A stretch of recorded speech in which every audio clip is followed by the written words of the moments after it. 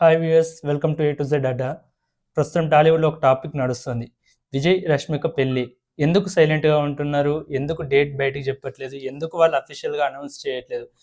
ఈ టైంలో అలా ఉంటే ఆల్రెడీ వాళ్ళ వెడ్డింగ్ కార్డ్స్ బయటకు వచ్చాయి. వాళ్ళిద్దరు ఎయిర్పోర్ట్లో కలిసి కనిపిస్తున్నారు. అక్కడ కూడా వాళ్ళకు విష్ చేస్తే ఎవరి పెళ్ళి, ఏం మాట్లాడుతున్నారు అనే టైప్లోనే చెప్తున్నారు. అసలు వాళ్ళు ఇంతవరకు ఎంగేజ్మెంట్ జరిగినా, ప్రేమలో ఉన్నా, డేటింగ్లో ఉన్నా ఎందుకు డేట్లు, ఎందుకు ఇలా అఫీషియల్‌గా ప్రకటించలేదు, మేము ప్రేమలో ఉన్నాం, ఎంగేజ్మెంట్ జరిగింది, పెళ్లి ఇప్పుడు అని ఎందుకు అఫీషియల్‌గా ప్రకటించలేకపోతున్నారు అనే దానికి ఒకసారి కారణం ఏమన్నా వెతుకుదాం.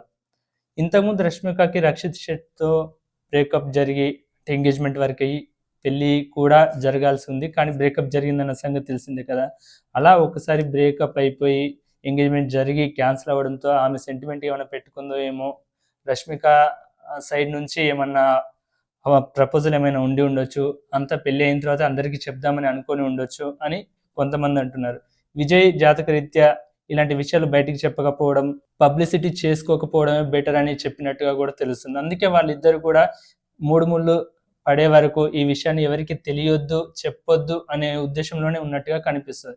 కానీ చూస్తుంటే ఆల్రెడీ తెలంగాణ సీఎం రేవంత్ రెడ్డిని విజయ్ పర్సనల్‌గా కలిసి పెళ్లికి ఆహ్వానించినట్టుగా తెలుస్తుంది.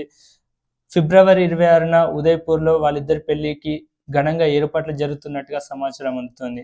అదేవిధంగా మార్చి 4న హైదరాబాద్‌లో గ్రాండ్‌గా రిసెప్షన్ కూడా ప్లాన్ చేస్తున్నట్టుగా సమాచారం.